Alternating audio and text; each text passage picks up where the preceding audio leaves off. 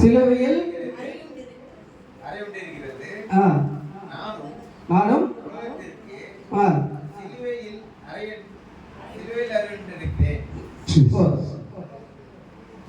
உன் திருயாழினில் இறைவா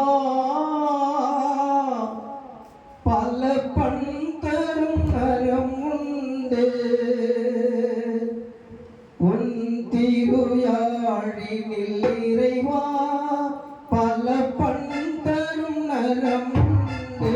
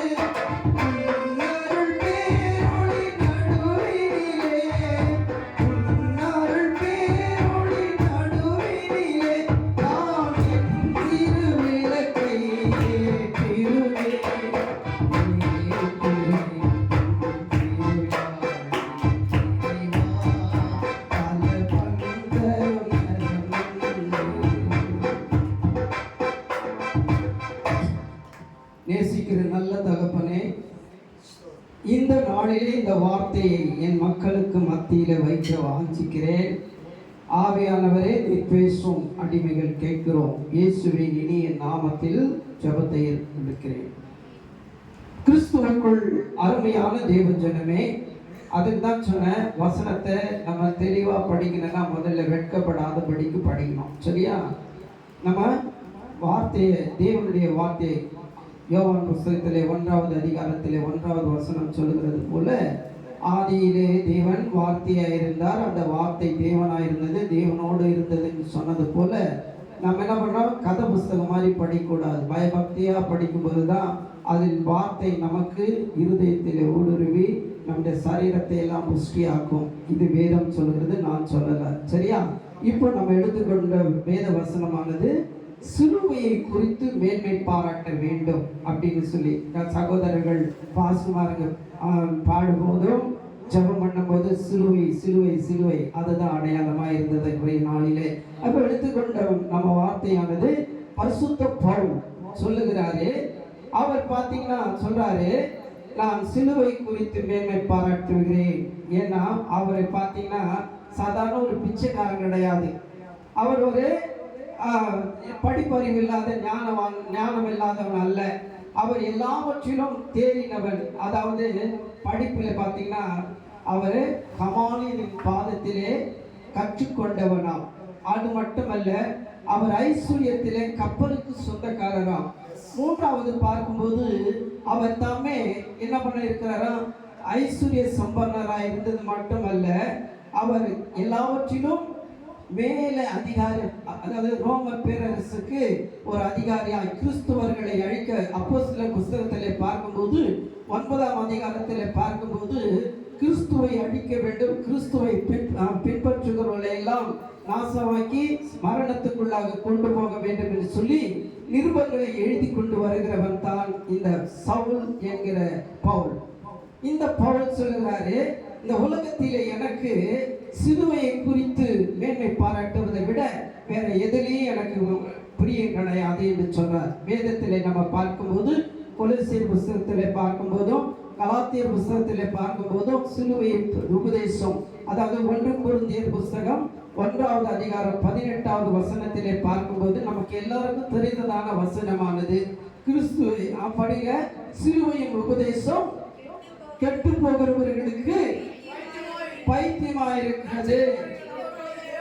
விடுதலை பெற்ற ரட்சிக்கப்பட்ட இயேசு என்று யார் என்று தெரிந்து கொள்ளப்பட்ட ஜனங்களுக்கு அது தேவபலன். தேவபலன் சொன்னா அவருடைய வல்லமையை தரித்துக் கொள்ளுகிறவர்களாக காணப்படுகிறோம். பிரியமானவர்களே, அப்படி இருக்க இந்த சகோதரர் பவுல் என்ன பண்றாருன்னா, நேரம் வந்து என்ன பண்ணாரு, எனக்கு இந்த உலகத்திலே எதை விட அதிகமாக அப்பா அம்மாவை பற்றியோ படிப்பை பற்றியோ தொழிலை பற்றியோ எனக்கு அல்லது நான் வைத்திருக்கிற ஐஸ்வர்யத்தை பற்றியோ நான் என்ன பண்ணல, நான் அதிகமா பெருமை. இன்னைக்கு கிறிஸ்துவர்களாக நாம ஒவ்வொரு விதத்திலும் ஒரு காரியத்துல நம்ம பெருமை பாராட்டி கொண்டு இருக்கிறோம். நான் ஏன் வளரல, நான் வந்து ஆவிக்குரிய வளர்ச்சியில வளரல அப்படின்னு சொல்லி கேட்டோம்னா நம்ம ஆராய்ந்து பார்க்கணும். எதுல நம்ம குறைவில் பெருமை பாராட்டி இருக்கிறோம். எனக்கு அழகுல நான் பெருமையா இருக்கிறேன் அப்படின்னு ஒரு சிலர், நான் படிப்பு என்னை விட யாருமே படிச்சது கிடையாது, எனக்கு ஞாபக சக்தி நிறைய இருக்கிறது அப்படின்னு சொல்லி பெருமை பாராட்டுறோம் இல்லையா? ஒவ்வொரு காரியத்தை பார்க்கும்போது நம்ம பெருமையினால தான் நம்முடைய காரியத்தில எல்லாவற்றிலும் நம்ம இழந்து போகிறோம். பிரியமானவர்களே, இந்த நாளிலே பவுல் சொல்லுகிறாரு, நான் சபையிலே 10,000 வார்த்தைகளை பேசுவதை காட்டிலும் கருத்துள்ள 5 வார்த்தைகளை உங்களுக்கு முன்பதாக வைக்க வாஞ்சிக்கிறேன் அப்படின்னு சொல்லியிருக்கிறார். அப்போ அவர் சொன்னது போல நம்ம 5 வார்த்தை வேண்டாம், 4 வார்த்தை சிலுவையின் மேன்மையை பற்றி. சிலுவை இயேசுநாதர் ஏன் சிலுவையை சுமந்தாரு, அவருக்கு சிலுவை சுமந்ததுனால இதனால அந்த பெருமை அந்த மகிமை கிடைத்தது அப்படின்னு சொல்லி பார்க்கலாம். முதலாவது பாவத்தை போக்க கிறிஸ்து இயேசு சிலுவையை சுமந்தார் என்று சொல்லி வேதத்தில் நம்ம பார்க்க போறோம். லேவியர் புத்தகத்தில் பார்க்கும்போது 16வது அதிகாரம் 20, 21 வாசிக்கும் போது, லேவியர் புஸ்தகம் 16வது அதிகாரம் 20, 21 வாசிக்கிறதான வேளையில பாருங்க, பழைய ஏற்பாடு காலத்திலே படிக்க வேண்டாம், நேரம் கொஞ்சம் சுருக்கி நம்ம படிச்சுக்கலாம், சரியா? அதனால நீங்க எழுதி வச்சுங்க, வீட்டுல போய் படிங்க, சரியா? இந்த நாளிலே சொல்லப்படுகிறது லேவியர் புஸ்தகத்திலே ஆதியில பார்க்கும் பொழுது நிறைய பேர் என்ன பண்றாங்கன்னா, பாவம் செய்வாங்க, அக்கிரமம் செய்வாங்க, அநியாயம் செய்வாங்க. ஆனாலும் வேதத்தில் அப்படிதான் சொல்லப்பட்டிருக்கிறது. அப்படி இருக்கும்போது அந்த பாவ நிவாரண பலிக்காக என்ன பண்ணுவாங்கன்னா, ஆட்டுக்கடாக்களை கொண்டு வந்து ஆசாரியர்கள் மூலமாக அந்த ஆட்டுக்கடா மேல இருக்கிறது நம்முடைய பாவத்தின் நிமித்தமாய் அந்த ஆட்டுக்கடா மேல வைத்து ஜெபம் பண்ணி என்ன பண்ணுவாங்க, வனாந்தரத்தில் அழிஞ்சிடுவாங்களாம். நாம செய்கிற அக்கிரமம், நாம செய்கிற அநியாயம், நாம் செய்கிற துர்மார்க்கமான காரியத்திற்கு ஒன்றுமே செய்யாத அறியாத காரியத்தை என்ன பண்ணுது, ஆட்டு மேல ஜெபம் பண்ணி வனாந்தரத்துக்கு அனுப்பிடுவாங்க. அது காட்டு கழுதையை போல வனாந்தரத்துல சுற்றி திரிந்து அலைந்து திரிந்து இருக்கும். ஆனா அதெல்லாம் வந்து வேதத்தில் சொல்லப்பட்டிருக்கிறது, அதெல்லாம் நிவர்த்தி ஆகக்கூடாது அப்படின்னு சொல்லி ஆண்டவர் தாமே இயேசு கிறிஸ்து யோவான் புஸ்தகத்திலே 3வது அதிகாரத்திலே 16வது வசனத்திலே ஒரு வார்த்தை சொல்லப்பட்டிருக்கிறது. எல்லாருக்கும் தெரிஞ்ச வசனத்தை தான் உங்களுக்கு மத்தியில் வைக்க வாஞ்சிக்கிறேன். 3வது அதிகாரம் 16வது வசனத்துல சொல்லப்படி பார்ப்போம். அதை படிக்கும் தெரியணும். தேவன் தம்முடைய ஒரே பேரான குமாரனாகிய இயேசு கிறிஸ்துவை விசுவாசிக்கிறவன் எவனோ அவன் கெட்டு போகாமல் நித்திய ராஜ்யத்திற்கு தந்தவழி. எவ்வளவு அன்பு கொடுத்தாரு, அந்த அன்புக்கு அளவே இல்லை. அப்போ பாத்தீங்கன்னா ஆண்டவராகிய இயேசு கிறிஸ்து இந்த பூமியில வந்த நோக்கமே அவருக்கு நான் ராஜாவாகணும், இங்க இருக்கிற மக்கள் எல்லாம் ஆளுகை செய்யணும் அப்படின்ற இல்லை எண்ணம். ஆனாலும் பிதாவாகிய தேவன் நம்ம செய்ததான நம்முடைய மூதாதையர்கள் பெரியவர்கள் செய்ததான தப்பிதங்களை மன்னிப்பதற்கு வாய்த்திரவாத ஆடை மாடு புறாவை, வசதி இருக்கிறவங்க ஆடு மாடு கொடுப்பாங்க, வசதி இல்லாதவங்க புறாக்களை. அதுவங்கெல்லாம் இன்றைய காலகட்டத்தில் பார்க்கும்போது எத்தனையோ விதமான காய்கறிகளையும் தாவரங்களையும் கூட என்ன பண்றாங்க, பலியாக கொடுக்குறாங்க. அதெல்லாம் மிகையாகாது. ஏன்னா நாம் செய்கிற அக்கிரமம் நீங்க வேண்டும்னா அதுக்கு மனுஷ அவதாரம் எடுத்ததான ஒரு மகன் பலியாக வேண்டும் என்று சொல்லிதான் என்ன பண்றாரு, தேவன் தம்முடைய ஒரே பேரான குமாரனாகிய இயேசு கிறிஸ்துவை இந்த பூமியில கொண்டு வந்து என்ன பண்றாரு, சிலுவையில மரிக்கும்படியாக ஆண்டவர் தருணத்தை தருகிறார். அதனாலதான் சிலுவை குறித்து நிறைய பேர் பாடுறாங்க, சிலுவை குறித்து நிறைய சொல்றாங்க. ஆனாலும் இந்த இடத்துல பார்க்கிற பரிசுத்த பவுல் சொல்லுகிற ஒரே ஒரு காரியம், நான் வச்சிருக்கிற ஆஸ்தி அந்தஸ்து வேற பொருள் எல்லாமே எனக்கு பெருசா இல்லை, அதை நான் நினைக்கிறேன். சிலுவையை குறித்து நான் மேன்மை பாராட்டுவதற்கு எனக்கு ஆண்டவர் தகுதி. ஏன்னா அவன் தன்னையே வெறுத்து என்ன பண்றான், தேவனுக்கு பிரியமான பிள்ளையாய் இருப்பதற்கு வாஞ்சிக்கிறான். கிறிஸ்துவுக்குள் அருமையான தேவ ஜனமே, நாம கூட என்ன பண்ணோம்னா நம்முடைய பாவங்களுக்காக, நம்முடைய அக்கிரமங்களுக்காக, அநியாயங்களுக்காக, துன்மார்க்கமான ஜீவியத்திற்குள்ள இருந்து விடுதலை பெறுவதற்கு ஆண்டவர் தாமே நமக்கு சிலுவையிலே பாரமாய், ஏன்னா இது லத்து காலமாய் இருக்கிறபடினாலே நிறைய பேருக்கு இயேசு கிறிஸ்து மரிச்சாரு, உயிர்த்தெழுந்தாரு, இனி ஒரு நாட்களில் நம்ம அதை துக்கம் கொண்டாடக்கூடாது என்று சொல்லி ஒரு சிலர் நினைக்கலாம். ஆனால் தவறு இல்லை. ஏன்னா நாம மீண்டும் மீண்டும் இனி வரும் நாட்களிலே பாவங்கள் செய்யக்கூடாது என்று நினைப்போம். ஆனால் தன்னறியாமலே நிறைய பேர் என்ன பண்றோம், கோபப்படுறோம், எரிச்சல் அடைகிறோம், மற்றவர்களுக்கு கொடுக்கறதுல கூட வஞ்சகம் செய்கிறோம். ஏன் நிறைய பேர் என்ன பண்ணுவாங்கன்னா, நிறைய பேர் இன்றைய நாளிலே பாவத்தை தண்ணீரை போல குடிக்கிறாங்க. அதனாலதான் சிலுவையை குறித்து தியானிக்கிறதுனால எந்த தவறும் இல்லை. சிலுவையை குறித்து நம்ம தியானிக்காதபடி இருக்கக்கூடாது என்பதற்காக தான் ஆவியானவர் இந்த நாளில் நமக்கு படித்து போதிக்கிறார். முதலாவது பார்த்தோம், பாவத்தை மீட்டெடுப்பதற்காக இயேசு கிறிஸ்து சிலுவையை சுமந்தாரு. அதிலே பார்த்தேன் இல்லையா, நான் சுருக்கமா, ஏன்னா நேரம் இல்லாதபடினால சீக்கிரமா முடிக்கணும் இல்லையா, அதனால கொஞ்சம் நான் வேகமா போகிறேன். இரண்டாவது, நோய்களை போக்க இயேசு கிறிஸ்து சிலுவையை சுமந்தாரு.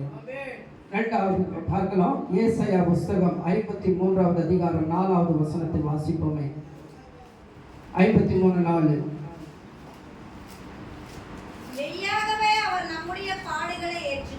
மெய்யாகவே அவர் நம்முடைய பாடுகளை ஏற்றுக்கொண்டு நம்முடைய துக்கங்களை சுமந்தார். வாதிக்கப்பட்டு எண்ணினோம். அவர் நம்முடைய மீறுதலின் நிமித்தம் காயப்பட்டு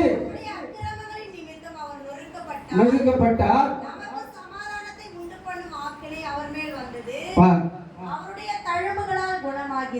அவருடைய தழும்புகளால் குணமாகிறோம். இப்படி ஆண்டவர் வந்த நோக்கம், முதலாவது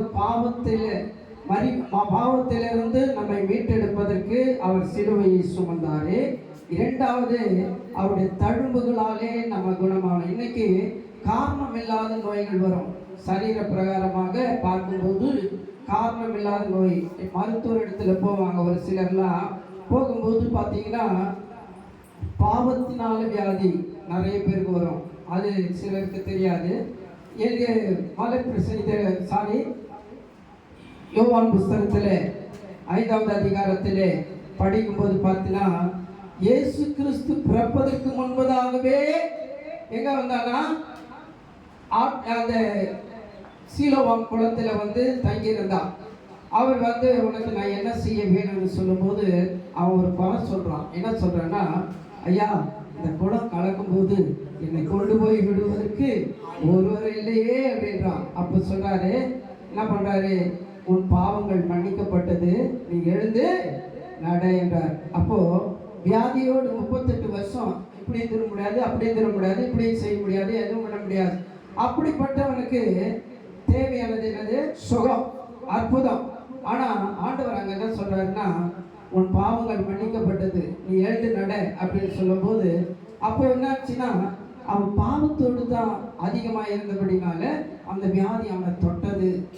தொட்ட மாத்திரத்தில் அவன் இப்படி அப்படி திரும்ப முடியாதபடி இருந்தான். இன்றைக்கு நாம் கிறிஸ்துவர்களாக இருக்கிறோம், இயேசு கிறிஸ்துவை அறிந்து கொண்டு இருக்கிறோம். ஆனாலும் நமக்குள்ளே பாவங்கள் அதிகமாக இருந்தபடினால நோயாக இருக்குது. அது போதகரிடத்திலேயோ அல்லது ஜெபிக்கிற நேரத்திலேயோ நம்ம ஜெபிக்கும் போது, விசுவாசத்தோடு கூட ஜெபிக்கும் போது அந்த வியாதி நம்மிடத்திலிருந்து என்ன பண்ணணும்? நோயிலிருந்து நான் ரட்சிக்கப்படாததுக்கு முன்பதாக பேர் கிறிஸ்துவ குடும்பத்தில் பிறந்தவன். பேர் கிறிஸ்துவ குடும்பத்தில் பிறந்தவனாக இருந்த போதிலும் கூட என்ன பண்ணேன்னா, பெரியவங்க யாருன்னா திராவிட கழகத்தில் பெரியவங்களாக இருந்து கடவுள் இல்லை என்பது, கடவுள் நம்பர் 1 முட்டாள் அப்படின்னு சொல்லுகிற இயக்கத்தில் பெரியவங்களோடு கூட பழகி இருந்த, சமாதானம் இல்லை, சந்தோஷம் இல்லை. அப்படி இருக்கும்போது எனக்கு திருமணமாகி 2 பிள்ளைகளாக இருக்கிறதான வேளையில பாருங்க, எம்ஜிஆர் சாகிறதுக்கு முன்பதாக எனக்கு ஒரு 5 நாளுக்கு முன்னாடி ஒரு ஃபிக்ஸ் வந்துருச்சு. ஃபிக்ஸ் வந்த போது எல்லாருமே அழுதாங்க. ஒரே மகனாக இருக்கிறானே, எல்லாருக்கும் எந்த தீங்கு செய்யாத இருக்கிறானே, இவனுக்கு எப்படிப்பட்டது வந்தது அப்படின்னு சொல்லி எல்லாரும் என்ன பண்ணாங்க? அழுதாங்க. மருத்துவமனைக்கு போனேன். மருத்துவமனைக்கு போய் என்ன பண்ணிட்டேன்னா, டாக்டர் சொல்லிட்டார், இந்த ஃபிக்ஸ் வந்து ஃபிக்ஸ் மாதிரில கை காலை இருக்கிறது இல்லை, மரக்கட்டை போல செத்து போயிடுவான், இவனுக்கு 5 வருஷம் மாத்திரை சாப்பிடணும். அந்த தம்பி சின்ன வயசாக இருக்குது, அதனால 5 வருஷம் மாத்திரை சாப்பிட்டாலும் எப்போ வராதுன்னு சொல்லி உத்தரவாதம் கொடுத்துட்டாங்க. அப்போதான் ஐயா ஜீவானந்தம் என்று சொல்லி, உங்களுக்கெல்லாம் பேருக்கு தெரியாது, பழைய ஆளுங்களுக்கு தெரியும். ஐயா அவர் வந்து என்ன பண்ணார், என்னை ஹாஸ்பிட்டலில் வந்து பார்த்து, கடுகளவு விசுவாசம் இருந்தால் ஒரு மலையை பார்த்து சமுத்திரத்தில் போன்னு சொன்னால் போயிடும்டா அப்படின்னாரு. அப்போது எனக்கு கொஞ்சம் கிண்டலும் கேலி அப்போ அதிகம். என்ன பண்ண, கடுகளவு விசுவாசம் இயேசு மேலே இருக்குன்னா ஒரு வியாதி, அதுக்கு எதுக்கு விஞ்ஞானம், அதுக்கு எதுக்கு கம்ப்யூட்டரு, அதுக்கு எதுக்கு மருத்துவம், அதுக்கு எதுக்கு எல்லாமே அப்படின்னு. அப்போ பார்க்கும்போது 9 மாத்திரை சாப்பிடுவேன். 9 மாத்திரை சாப்பிடும்போது வயிறு எரியும். நான் சாப்பிட்ற டிஃபன் என்னன்னா, 1 இட்லி 1/2 இட்லி, அதே மாதிரி இந்த வயிறு எரிச்சல் அதிகமாகிடுச்சு. அப்போ தான் சொன்னேன், ஆண்டவரே உண்மையான தெய்வமாக இருந்தால் என்னுடைய பிக்ஸ் வியாதியிலேருந்து என்னை சுகமாக்கு. நீ சுகமாக்கின மறுநாளிலிருந்து நான் வேலையெல்லாம் விட்டுடுவேன். அறியப்படாத பட்டி தொட்டி இடங்களுக்கெல்லாம் நான் கடந்து போய் எந்த விதமான எதிர்பார்ப்பில்லாத ஊழியம் பண்ணுவேன் அப்படின்னு சொன்னேன். எம்ஜிஆர் செத்துருக்கோம். நான் அதாவது இத்தனை வருஷம் 40 மேலே ஆகிப்போச்சுன்னு நினைக்கிறேன். ஆனாலும் அந்த நாள்லேருந்து நாள் வரைக்கும் அதுக்கு நான் மாத்திரை சாப்பிடல, மருந்து சாப்பிடல. அழகா என்னை ஆண்டவர் தாமே அந்த வியாதி வரல. கர்த்தர் தாமே என்னை பாதுகாத்திருக்கிறார். சிலருக்கு வியாதிகள் வருகிறது என்ன என்று தெரியாதபடி மருத்துவரிடத்துல போய் கொடுப்பார். எனக்கு தெரிஞ்ச ராஜமந்திரெல்லாம் ஒரே ஒரு காரியம், சபையை சுற்றி பார்ப்பேன். எந்த சபைக்கு போனாலும் சரி சுற்றி பார்ப்பேன், அல்லது கீழே பார்ப்பேன், எல்லாம் பார்ப்பேன், உடம்பு செய்வேன். உடம்பு சரியில்லையா போதவரை கூப்பிடுவேன், நீங்கள் நல்லா கற்றுக்க. டாக்டர்கிட்ட போகிறது காட்டிலும் என்ன பண்ணாங்கன்னா, டாக்டர்கிட்ட போனீங்கன்னா ஸ்கேன் எடுவான், அல்ட்ரா ஸ்கேன் எடுவான், வேறு எந்த ஸ்கேன் எடுப்பாங்க தெரியாது. ஆனாலும் 5000 10,000 எடுவான். எல்லாத்தையும் எடுத்து உடனே எல்லாம் பார்த்துட்டு ஒன்றும் இல்லை, ஒரு ஹெல்த்து கம்மியாகுது, மாத்திரை சத்து மாத்திரை சாப்பிடுன்னு சொல்லிடுவான். ஒரு மாத்திரை வேண்டாம். நான் கூப்பிட்ற நான் ஆராதிக்கிற தேவன் அப்படி இப்படி எனக்கு கற்றுக் கொடுத்தாருன்னா, போதகர்கள் உடம்பு சரியில்லையா, இது வரைக்கும் நாங்கள் வந்து 10 ரூபா மாத்திரைக்கு மேலே ஜுரம் வந்தாலும் சரி, காய்ச்சல் ஜலதோஷம் வந்தாலும் சரி, 10 ரூபா மாத்திரைக்கு மேலே நான் சாப்பிட்டது கிடையாது. உண்மையாக சொல்கிறேங்க. ஏன்னா போதகரை கூப்பிடுவேன், எனக்கு தெரிஞ்ச மந்திரம் அதுதான். போதகரை கூப்பிடுவேன், ஜோம் பண்ணுவேன், என் பாக்கெட்டில் எவ்வளோ இருக்குது எடுத்து அவர்கிட்ட கொடுத்து போயிட்டு வாங்க, அவ்வளோதான். இதுதான் டாக்டர் பீஸ் கொடுக்குறது. நல்லா கற்றுங்க. இது வரைக்கும் 66 வயசாகி போச்சு. இது வரைக்கும் அந்த ஃபிக்ஸு மாத்திரை சாப்பிடல, வியாதின்னு படுக்கலை. இது வரைக்கும் நான் அந்த மாத்திரை மருந்து சாப்பிடல. நான் வந்து பெரிய பணக்காரனும் இல்லை, பிச்சைக்காரனாகவும் இல்லை. நடுத்தரமாக எப்போதும் ஒவ்வொரு நாளும் தேவனை நோக்கி பார்க்கிறதுனாலே தேவன் எல்லாவற்றையும் இந்த நாளிலே இவர்களுக்கு நான் இது செய்யணும் அப்படின்னு சொன்னால் ஆண்டவர் எந்த விதத்தில் எனக்கு நான் யாரையும் போய் எதிர்பார்த்து இது வரைக்கும் என் சொந்த காலில் நிறைய பேர் ரட்சிக்கப்பட்டிருக்கிறாங்க எங்கள் மூலியமா. இது வரைக்கும் அவங்க வீட்டில் போய் ஒரு டம்ளர் தண்ணி கூட குடிச்சது கிடையாது. உண்மையா சொல்றேன், ஏன் பெருமைக்காகல, தேவன் என்னை நடத்துகிறார். தேவனுடைய காரியத்தில் நம்ம உண்மையா இருக்கும்போது நமக்கு எல்லாவற்றையும் அவரே தருவார். என் பிள்ளைக்கு என்ன வேணும், என் மகனுக்கு என்ன வேணும், என் மகளுக்கு என்ன வேணும் அப்படின்னு. அப்போ வியாதியிலிருந்து சுகத்தை கொடுக்கிறவர் தேவன். அதனாலதான் அவர் சிலுவையை சுமந்தார். அப்போ ரெண்டாவது காரியத்தை நம்ம என்ன பார்க்கிறோம், சுருக்கமா சொல்றேன், ஏன்னா நேரம் இல்லை, நீங்க சீக்கிரமா நீங்களும் வீட்டுக்கு போனா அப்படின்னு திட்டக்கூடாது இல்லையா. அதாவது மூன்றாவது ஒரு காரியம், சாபங்களை போக்க வந்த இயேசு கிறிஸ்து சிலுவையை சுமந்தார். எந்த சாபம், அதாவது சிலுவையை சுமந்த போதுதான் அந்த சாபங்கள் நீங்கப்பட்டது என்று சொல்லி வேதத்தில் பார்க்கிறோம். பிரியமானவர்களே, ஆதியாகமம் புஸ்தகம் 2வது அதிகாரம் 17வது வசனத்தை வாசித்தோம்னா அங்க சொல்லப்படுகிறது. ஆதியாகமம் 2:17. ஆனாலும் நன்மை தீமை அறியத்தக்க வேண்டாம் என்று கட்டளையிட்டார். அப்படி கர்த்தர் தனிமையாய் இருப்பது நல்லதல்ல என்று ஏற்ற துணையை அவனுக்கு உண்டாக்குவேன் என்றார். போதும் மூணு வாசிங்க பாப்பா. அந்த 2:17 கூட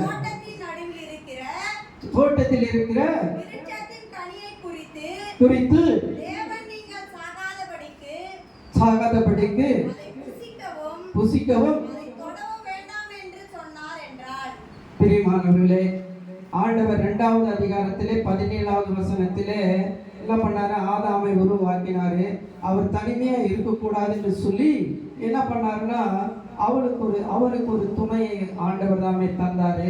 இது எல்லாருக்கும் நல்லா தெரியும். 3வது அதிகாரம் 3வது வசனத்திலே பார்க்கும்போது அவர் ஒரு கட்டளை பிறப்பிக்கிறார். என்ன கட்டளைன்னு சொன்னா, நீ என்ன பண்ணு, நீ உயிரோடு இருக்கிற நாளெல்லாம் விருட்சத்தின் கனி, அதாவது ஏதேன் தோட்டத்திலே நமக்கு எல்லாருக்கும் நல்லா தெரியும், அந்த இடத்துல என்ன பண்ண, நீ இந்த எல்லா கனியும் சாப்பிடு, ஒரே ஒரு கனி மட்டும் நீ சாப்பிடாதுன்னு சொன்னார். ஆனா பாத்தீங்கன்னா இவர் அழகு மிகுந்துல மயங்கி போய் என்ன பண்ணிட்டார், மனைவி சொன்னதுனால அந்த கனியை சாப்பிட்டார். சாப்பிட்டது மட்டுமல்ல, இவதான் எனக்கு கொடுத்தான்னு சொல்லி குற்றம் படுத்திட்டார். அதனால என்ன பண்ணிட்டாரு, நீ சொகுசா இருக்க வேண்டாம், ஏன்னா என்னுடைய கட்டளையை மீறினதுனால நீ சொகுசா இருக்கக்கூடாது, நெத்தி நிலத்துல விழும்படியா நீ பாடுபட்டு போய் சாப்பிட போடா அப்படின்னாரு.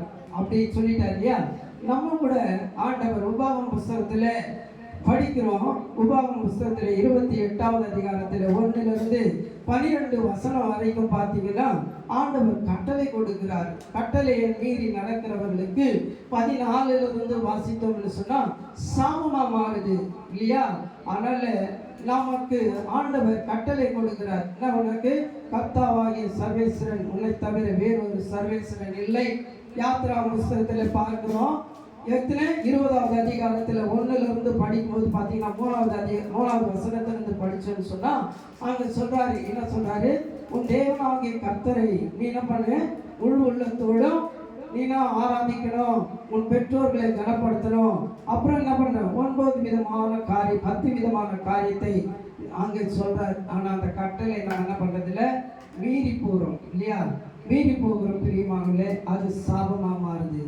சாபமா மாறும்போது என்ன பண்ணுதுன்னா, நம்ம வாழ்க்கையில என்ன பண்ற, ஆசீர்வாதம் இல்லாத வாதங்களால நம்ம நிரம்பி கொண்டிருக்கிறோம். அப்படிப்பட்டவர்கள் நம்ம என்ன பண்ணணும்னா, அனுதினமும் வேதத்தை வாசிக்கணும். அதுதான் முக்கியமா சொல்றது. உனக்கு கர்த்தாவாகிய சர்வேஸ்வரனை, உன்னை தவிர வேறொரு சர்வேஸ்வரன் இல்லை சொன்னா நம்ம விக்கிரகத்தை நோக்கி ஓடுறோம். விக்கிரகம் சொன்னா ஞாயிற்றுக்கிழமை நேரத்துல தான் ஆராய்ச்சி விட்டுட்டு சொந்தக்காரர் போய் என்ன பண்றோம், அதிகமா நேசிக்கிறோம், அதிகமா ஃபங்க்ஷன் போகிறோம், அதிகமா காரியங்களை செய்யறோம். அப்படிலாம் இருக்கக்கூடாது. ஏன்னா தேவன் சொன்ன வார்த்தை கட்டளை என்னன்னா, உனக்கு கர்த்தாவாகிய சர்வேஸ்வரனை என்ன பண்ணி ஆராதிக்கணும், முழு இருதயத்தோடு ஆராதிக்கணும், அவரை வணங்கணும், அவருக்கு நன்றி சொல்லணும். எந்த காரியம் வந்தாலும், என் வீட்டுக்கு சொந்தக்காரங்க உறவினர் வந்தாங்கன்னா அரிசி பருப்பு எண்ணெய் எல்லாம் இருக்குது, வச்சு சாப்பிட்டே இருக்கணும். நாங்கள் போயிட்டு ஆராதனை முடிச்சுட்டு வருவோம், அதுக்கப்புறம் நீங்கள் வரலாம், நான் வந்துடுவோம் அப்படின்னா ஒரு நாள் பார்ப்பாங்க, 2 நாள் அந்த வீட்டுக்கு போனால் ஆடியே இருக்க மாட்டாங்க. வேணாம், நமக்கு செலவும் மிச்சம், புரியுதா சொல்றது? சொந்தங்கள் வர்றது செலவும் மிச்சமாகி போகுது இல்லையா? இப்போ நம்ம போய் அவங்க இருந்து காத்திருந்து அவங்களுக்கு ஆய்க்கரிசி போட்டு எல்லாம் செய்து என்ன பண்ணலாம், அங்கே போனாலும் நல்ல பசியாக இருக்கலாம், எல்லாம் பண்ணலாம், நல்லா திருப்தியாக சாப்பிடலான்னு வந்துடுவாங்கன்னா நம்முடைய ஜீவியம் வந்து எங்கே போயிடும்? அந்த சாபத்துக்குள்ளாக போயிடும். பிரியமானவர்களே, 4வது ஒரு வார்த்தையை படிப்போமே. 4வது வார்த்தை, தேவனோடு கூட நம்ம ஐக்கியமாகணும் இல்லையா?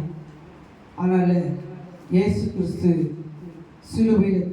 சிலுவையை சுமந்த நோக்கம் ஏசாயா புஸ்தகம் 59வது அதிகாரம் 2வது வசனத்தை வாசிப்போமே. உங்கள் அக்கிரமங்களே உங்களுக்கும் உங்கள் தேவனுக்கும் நடுவாக பிரிவினை உண்டாகிறது. உங்கள் பாவங்களே அவர் உங்களுக்கு செவிகொடாதபடிக்கு முகத்தை உங்களுக்கு மறைக்கிறது.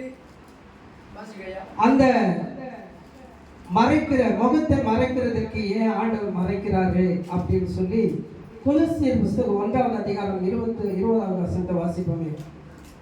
20 கொலோசியர் 1:20 முடிச்சிடலாம். நேரமாகிறது. நல்லா முடிச்சிடலாம். சரியா?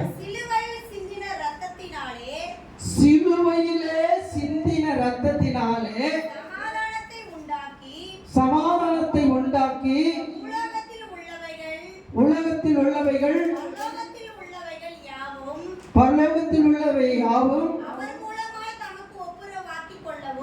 அவர் மூலமா, யார் மூலமாக? அண்ணன் மூலல்ல, அப்பா மூலல்ல, தம்பி மூலல்ல, என் சொந்தக்கார மூலையில. நிறைய பேருக்கு இன்னைக்கு நிறைய பேர் சொல்லுவாங்க, எங்க அம்மா வீட்டுக்கு போனா நான் நல்ல மூட்டை தூக்கி வருவேன் அப்படின்வாங்க. அது இல்லை. நம்ம யாரிடத்துல ஒப்புரவாகணும்? நம்மை படைத்த தேவனோடு கூட நம்ம ஒப்புரவாகணும். அப்பதான் நம்ம பரலோக நித்திய ராஜ்யத்துக்கு சுதந்திரவாளியாக மாற வேண்டும் என்று சொன்னா கொலோசியர் புஸ்தகம் 1வது அதிகாரம் 20வது வசனத்தில் வாசிக்கும் போது யாரோடு ஒப்புரவாகணும்?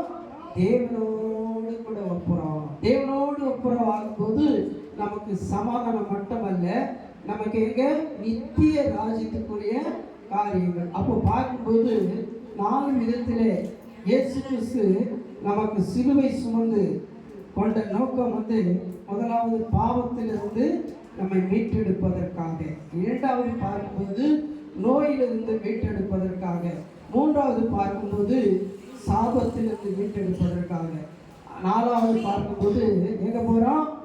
தேவனோடு கூட நித்திய ராஜ்யத்தில் ஒப்புரவாவதற்காக சிலுவை சுமந்தார். அதுதான் பரிசுத்த பவுல் சொன்னாரு, இந்த 4 குறித்து நான் மேன்மை பாராட்ட வேண்டும் என்று சொன்னா சிலுவையை குறித்து நாம் மேன்மை பாராட்டணும். ஏன்னா நம்ம 4 இடத்துல இருந்து நாம் மீட்பு மட்டும் இல்லை, சாபத்தில் அவருக்கு ஒரு முள்ளு இருந்துதான். யாருக்கு? பரிசுத்த பவுலுக்கு ஒரு முள்ளு இருந்துதான். அது என்ன முள்ளுன்னு தெரியல.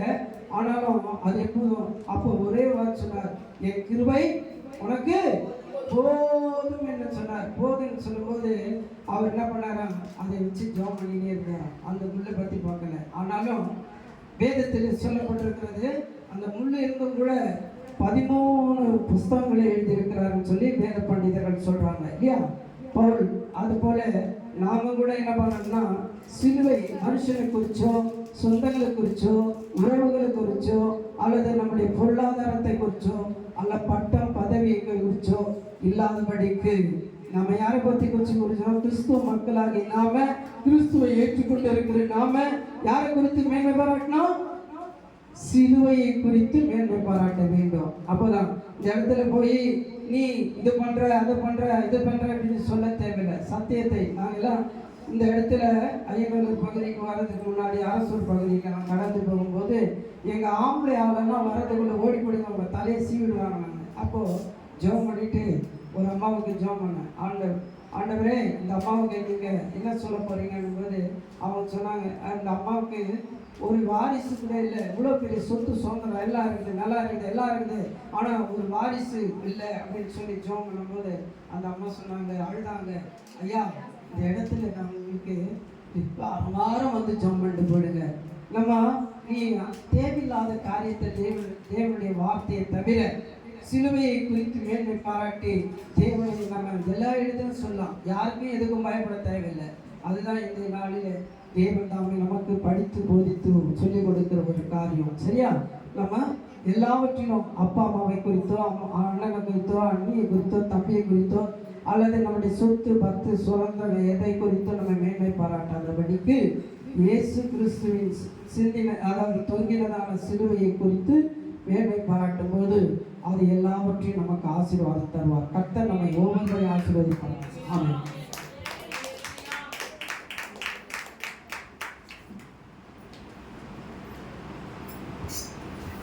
அல்லேலூயா அல்லேலூயா.